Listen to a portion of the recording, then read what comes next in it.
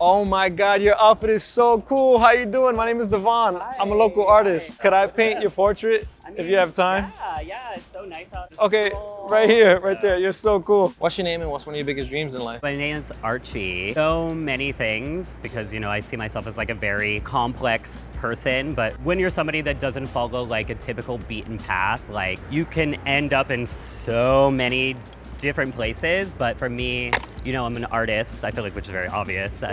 One of my dreams, it's like being like a creative director. I guess like, I work in like theater, fashion, film, photography, performance art, dance, music, and as long as I'm like being able to creative direct anything in that realm, I will feel like I am successful. I love your outfit, by the way. What inspires your fashion? I mean, a lot of self. I mean, I've always dressed weird since I was a kid. I don't know why or when it started, but it was like, it was taking down the curtains in my parents' house and turning it into outfits. And then we grew up really poor, so we wore a lot of secondhand clothing. Wow. And we would always go to thrift stores. And I remember just like going to thrift stores and like seeing all this stuff in the thrift store from like the 60s, 70s, 80s, 90s and being like, wait, this stuff is cool, And then I just started experimenting with that. My parents didn't really like it, but I found ways to get the clothes, and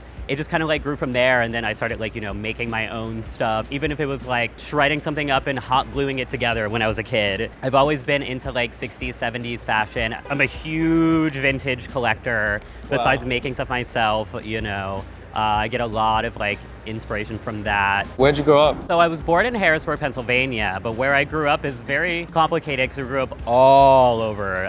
Had a really big family, but we're one of 15 children. Oh, wow. Eventually, my family settled like upstate New York, and then from there is when I moved to New York City. And like a few months after I turned 18, I was like, I'm finally free. I can go live my life and do whatever I want, Yeah, New York City is the place to come feel free, for sure. I can't believe you're one of 15. My dad had like 18 kids. First time I met him, I was like always so obsessed with wanting to know him because he abandoned me when I was 3. And when I met him in Miami when I was 19, I had like a list of notes like, hey Dad, you have like 12 kids, right? And I showed him, he was like, wait, you forgot this kid, this kid, this kid.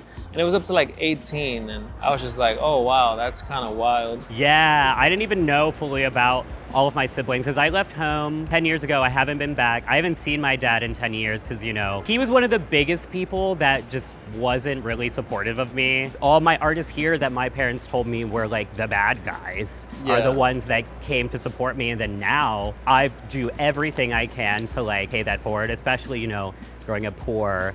If it wasn't for people donating clothing, food. Where's your dream place in the world to visit? Really want to go to Japan, like Tokyo, all the places like that with my sister because, she is my biggest fan and supporter in my life. I want to go because obviously I love all of like the colorful art that happens in, certain places in Japan. And like, I have a lot of like friends that I've met that from them going to New York that live there.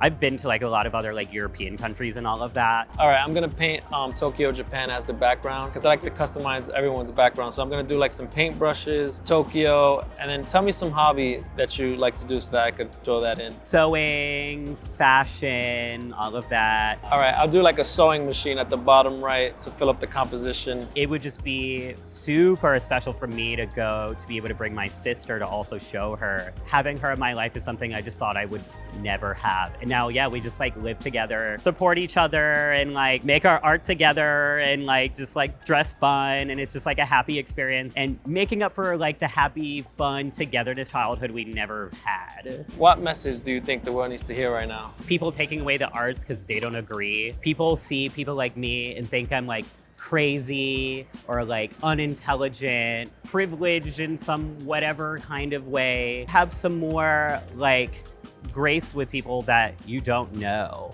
And if you see people that can seem lonely and out of place, because, I spent a lot of time alone, like, reach out to them, talk to these people in your community, and like, you'll honestly find out that like, a lot of people like me are like really shy in a lot of ways and like just want connection. All right, Archie, thank you for sharing your life with me. This is my interpretation of your life.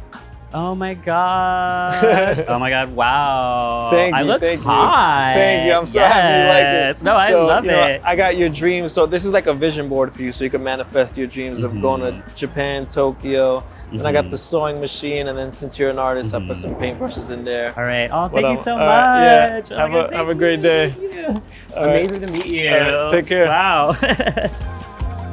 Keep smiling.